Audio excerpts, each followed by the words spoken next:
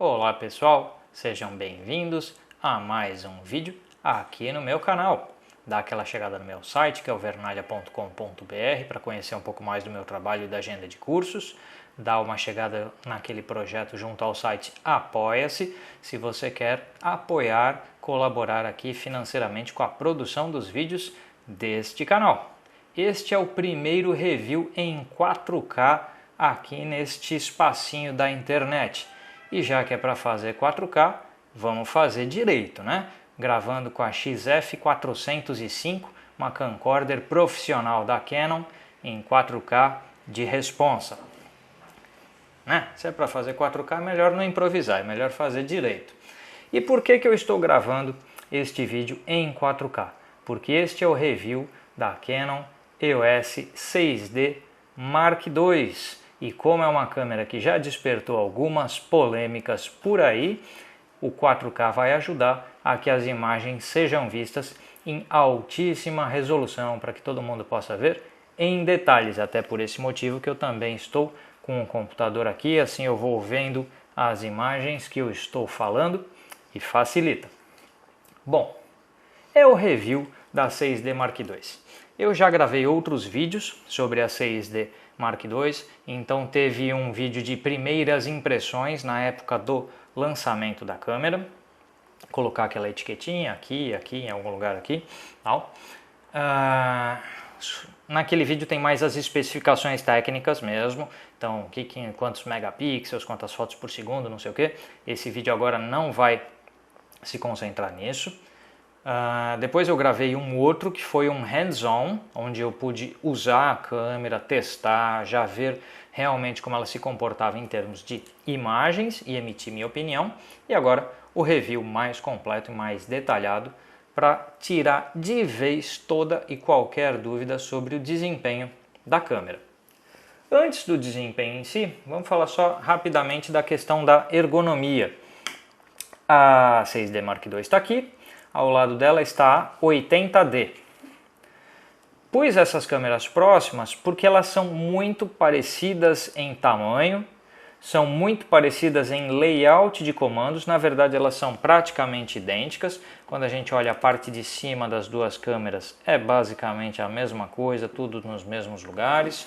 E quando a gente olha a parte de trás dessas câmeras, também basicamente a mesma coisa, com diferença aqui no caso da 6D para o botão de zoom, que ela tem, né, para zoom no playback das imagens, enquanto na 80D você faz o zoom por estes botões aqui. E é basicamente só isso que muda visualmente entre elas. Você vê que a 6D Mark II é um pouquinho maior do que a 80D, sendo a 80D uma câmera APS, enquanto a 6D uma full frame. Mas ela é muito pouco maior e também não há muita diferença em peso. Vocês pegam nas especificações da câmera com exatidão o peso de cada uma, mas a sensação na mão é de um peso muito parecido, talvez com a 80D sendo só um tiquinho mais leve. Então essa é uma das full frames mais leves que você pode comprar. De DSLR é a mais leve. E mesmo com relação a algumas mirrorless, o peso dela é bem competitivo. Então é uma câmera muito leve, muito bem ajustada em termos de ergonomia e funcionalidades na sua mão. Eu tenho mãos pequenas e a câmera funcionou perfeitamente bem para mim. Então eu diria que ela é leve, ela é fácil de operar, porque se você pula direto para a série 5, por exemplo, 5D Mark III, Mark IV, tem um monte de menu a mais, tem comandos a mais, tem funções a mais, é uma câmera mais complexa de trabalhar. Dá mais trabalho trabalhar, ficou horrível essa, dá mais trabalho trabalhar, mas é isso aí mesmo.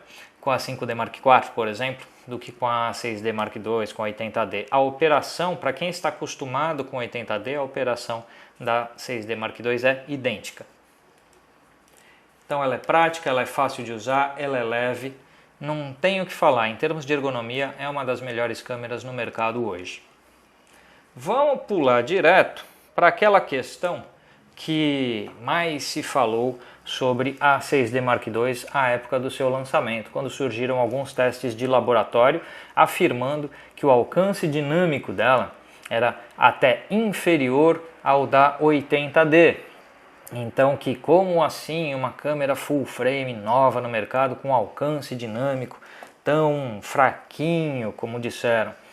Primeiro eu queria conceituar direitinho o que é alcance dinâmico para vocês. Então esse é um bônus deste review. Vamos falar um pouquinho de um aspecto técnico. O que é alcance dinâmico? Nós normalmente dividimos uma imagem em altas luzes, médias luzes e baixas luzes, ou brilhos, tons médios e sombras. O extremo dos brilhos, o extremo das altas luzes é o branco puro, sem informação nenhuma. O extremo das baixas luzes das sombras é o preto puro, sem nenhuma informação. Tudo aquilo que existe entre branco e preto, os tons médios, médios claros, médios escuros, o alcance dinâmico da câmera é a capacidade que ela tem de registrar todos esses tons que existem entre branco e preto.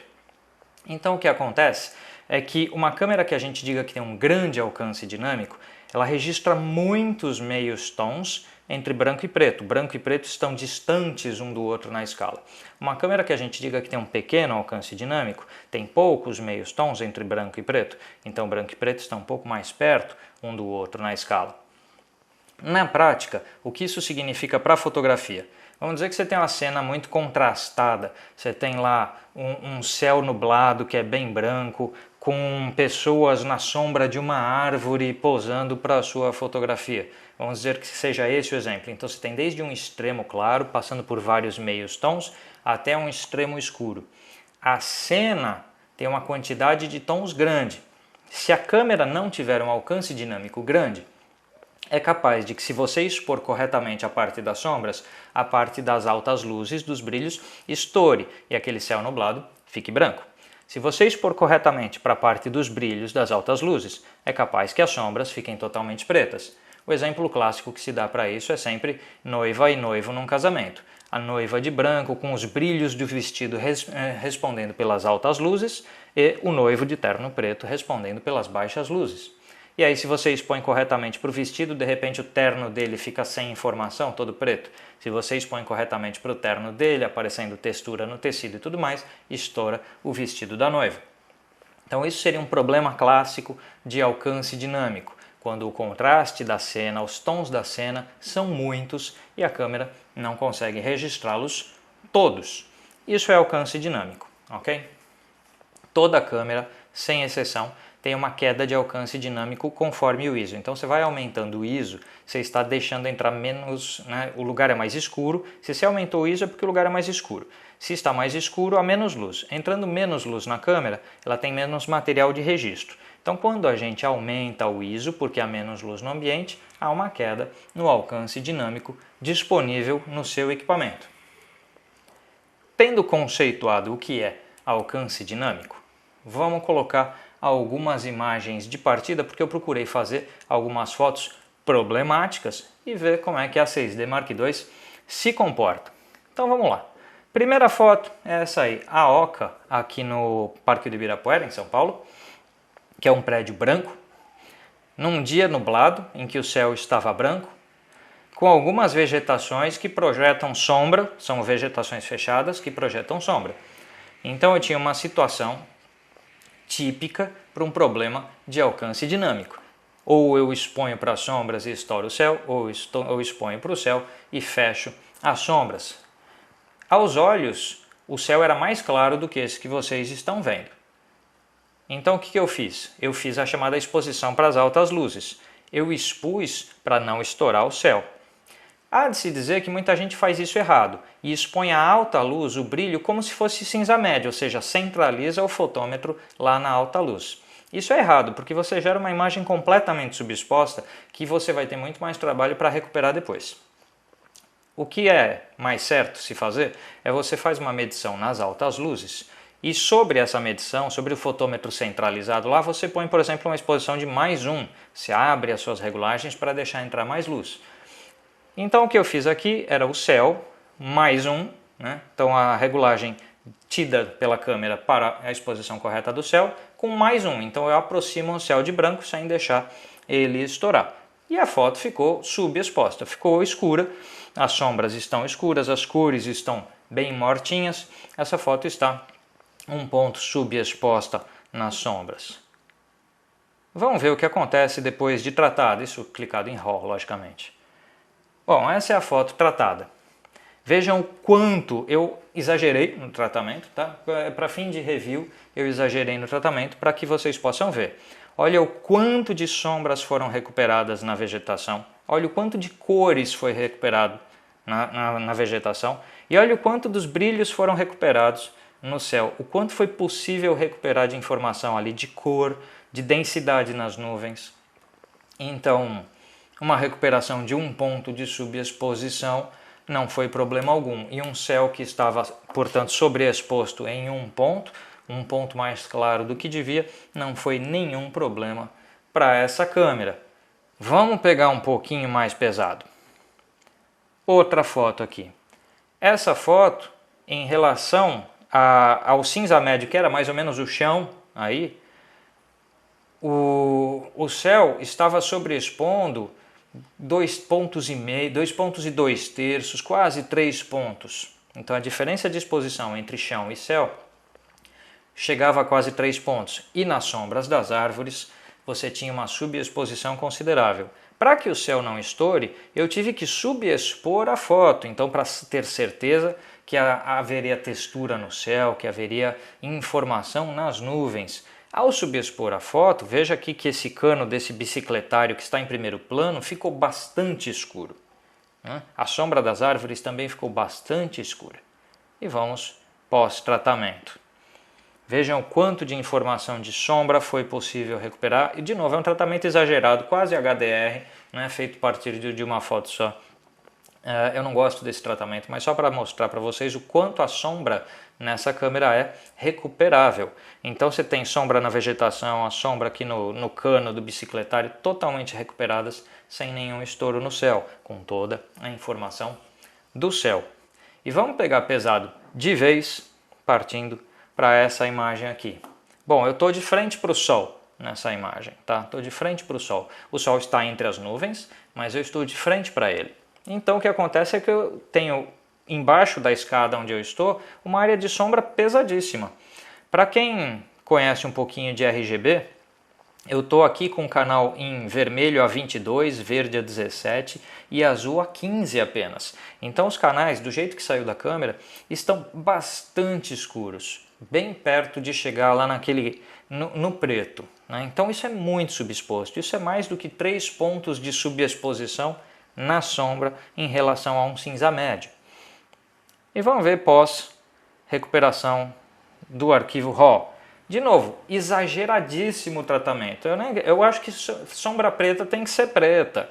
Eu não acho que tenha que se salvar uma subexposição de 3 pontos. Sabe? Eu não concordo que seja assim que se fotografe. Eu acho que foto tem que ter luz e tem que ter sombra. Mas beleza, já que a coisa que mais falou dessa câmera era alcance dinâmico, vamos puxar o alcance dinâmico. E vejam que foi possível recuperar uma sombra de 3 pontos de subexposição sem estouro do céu, com preservação de cores, com preservação de qualidade de imagem, de nitidez. Não há ruído. Tá? Vamos aproximar, colocar em 100% aqui esse canto, que foi o canto recuperado, que era escuro. E vocês estão vendo que tem mínima presença de ruído na imagem. Para uma sombra recuperada de 3 pontos de exposição, realmente é mínimo o que você tem aqui. Então o que eu posso dizer a esta altura? Minha conclusão é que o alcance dinâmico da 6D Mark II é excelente. Ele é melhor do que da 6D de primeira geração, é melhor do que da 5D Mark III, é pior do que da 5D Mark IV, mas é o que se espera do padrão do equipamento. A 5D Mark IV é muito mais cara. Então, e com relação ao 80D, que foi o que foi dito, não faz sentido algum dizer que a 6D Mark II tem menos alcance dinâmico que a 80D, porque quando você recupera sombras na 80D, vem com muito maior contaminação de ruído de imagem.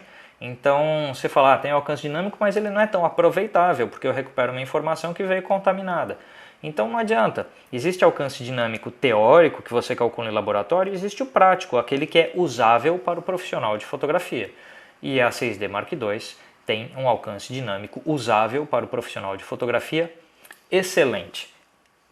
Pode fotografar o que você quiser com essa câmera, é paisagem, é ensaio, casamento, newborn, o que você quiser, qualquer tema da fotografia.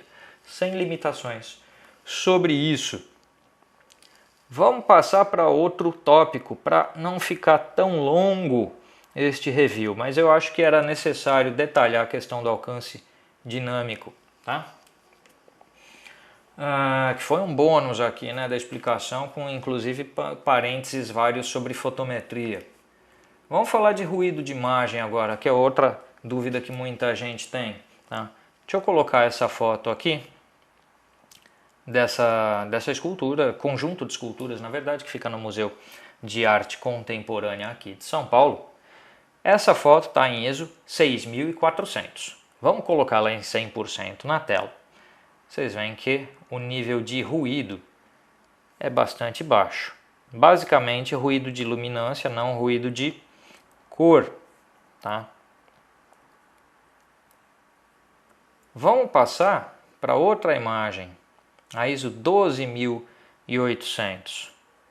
E vocês vejam que, de novo, você tem um arquivo bastante limpo, bastante mesmo, tá? Altíssima qualidade de imagem num arquivo a ISO 12800, que é um ISO muito alto. Não é tão simples na prática você precisar de um ISO tão alto, tá?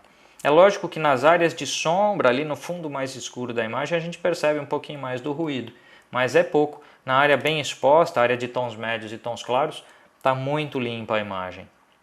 E vamos exagerar um pouquinho e chegar aqui na imagem a ISO 25600, que eu considero perfeitamente usável para alguns fins comerciais.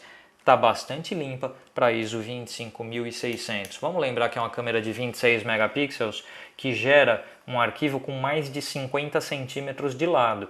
Então, a não ser que você for imprimir isso muito grande, em resolução muito alta, vamos supor que você está fazendo uma imagem para uma página cheia. Página cheia são 30, 31 centímetros. Você ainda vai encolher o arquivo. Então, o ruído ainda vai diminuir na impressão mais ainda.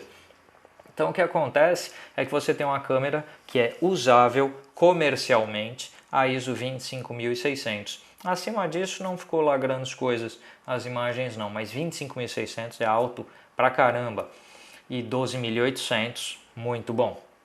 Então, você tem uma câmera com uma usabilidade enorme, porque o alcance dinâmico é muito bom e o ruído de imagem é muito baixo.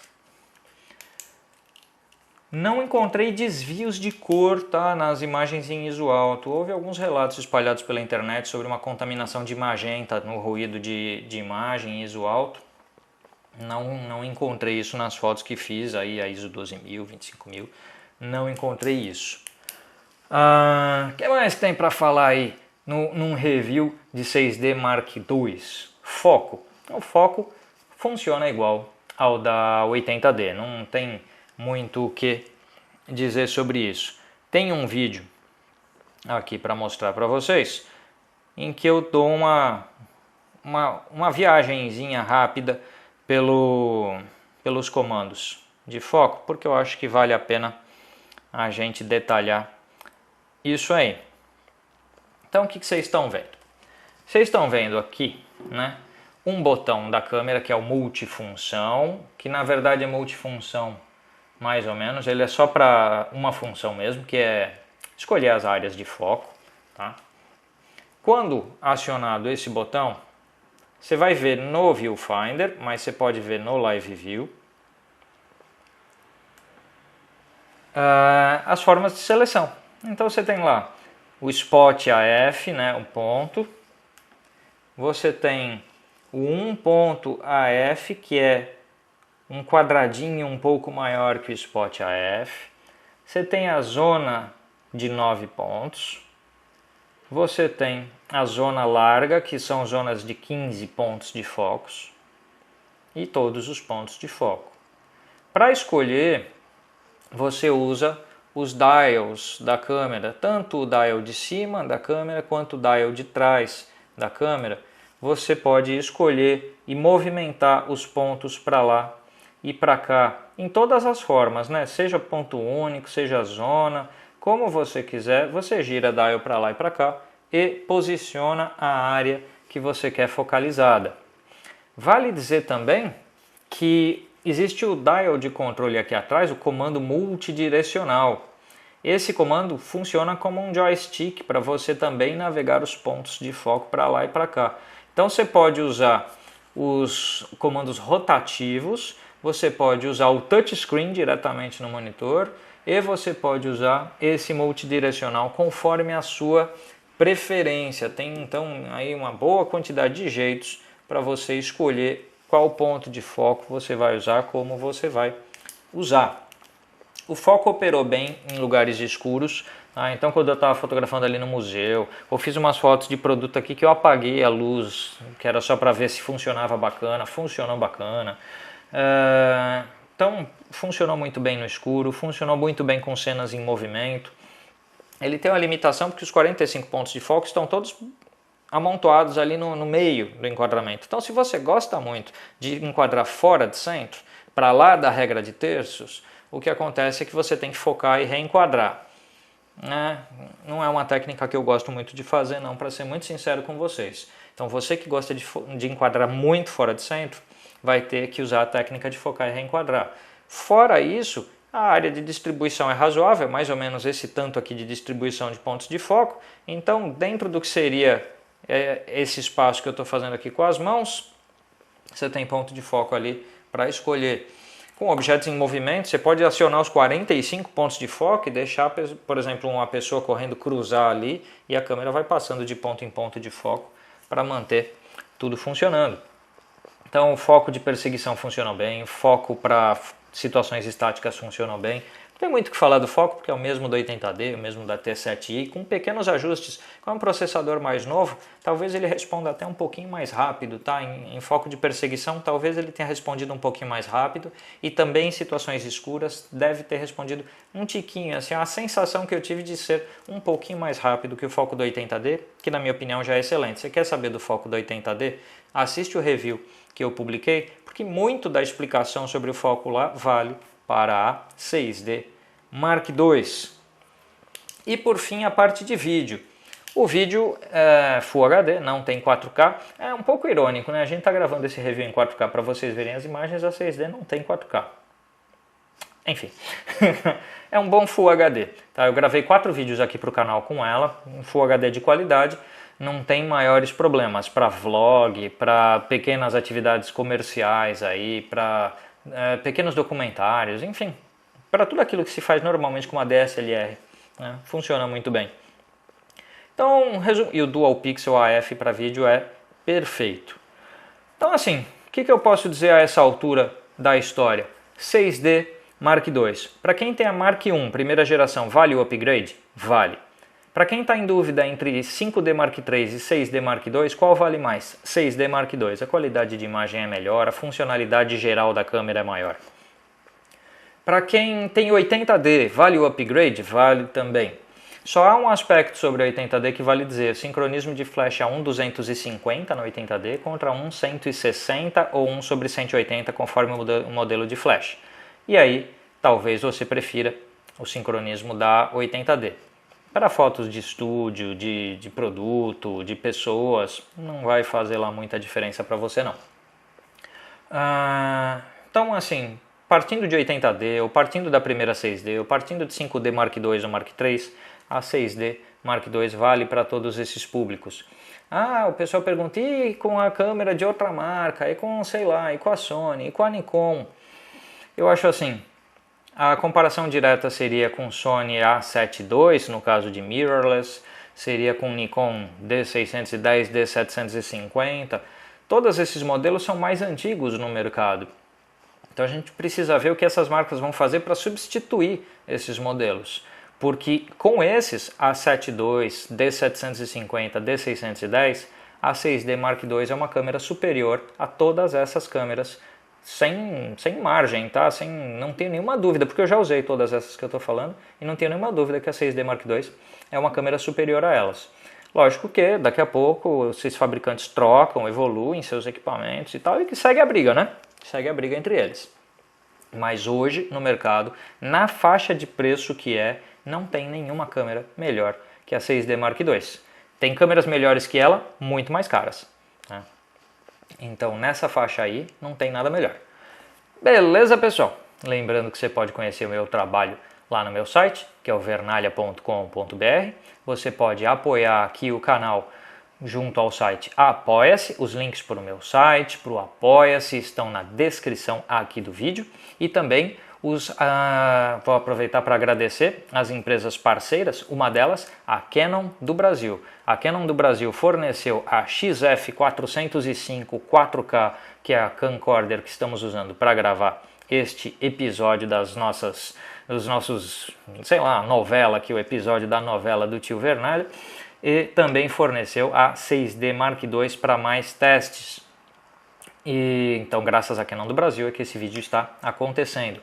E também há outros parceiros, os links deles estão todos ao final do vídeo, estão na descrição e aparecem ao final. Então a galera da HD Veloc, da AP Equipamentos, todo mundo, muito obrigado a vocês que garantem a sustentação e a vida deste canal. E a todos vocês que são o público do canal, muito obrigado por estarem aí, por terem visto este vídeo todo, ficou um pouquinho longo, mas era importante detalhar vários aspectos. Se você gostou, manda lá um joinha, porque é importante, quanto mais curtidas o vídeo tem, mais relevância ele tem nas buscas do YouTube.